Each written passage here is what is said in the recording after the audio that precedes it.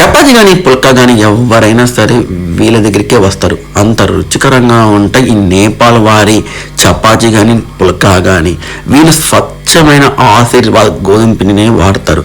చాలా మెత్తగా ఉంటాయి, తింటుంటే తినాలి తినాలి అనిపిస్తూ ఉంటాయి అనమాట.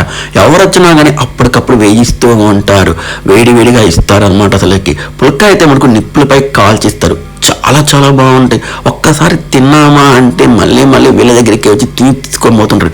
ఈ మధ్యగానే సినిమా ఇండస్ట్రీస్ వాళ్ళు వచ్చి తిని చాలా చాలా బాగుంది అని చెప్పారు అనమాట. పక్కన గ్రామాలలో కూడా ఇక్కడికి వచ్చి తింటూ ఉంటారు. ఇది ఎక్కడో కాదండి, మా ఆత్మకూరులోని బిఎస్ఆర్ సెంటర్లో ఉంది. తప్పకుండా మా ఆత్మకూరుకు వస్తే మటుకు వీళ్ళ దగ్గర ట్రై చేయండి. నేను చెప్పిన మాట నిజమే అంటారు. తిని మీరే సూపర్గా ఉన్నాయి, నువ్వు చెప్పినట్టే ఉన్నాయని ప్రతి ఒక్కరు కూడా అనాల్సిందే. అందుకోసం ప్రతి ఒక్కరు కూడా ఈ నేపాల్ మొగలు వాళ్ళ దగ్గరికి వెళ్తారు తినేదానికి. అయితే మటుకు అంత బాగుంటాయి. బాంబే చట్నీ అయితే మటుకు చాలా చాలా బాగుంటుందండి వీళ్ళ దగ్గర. ఒకసారి ట్రై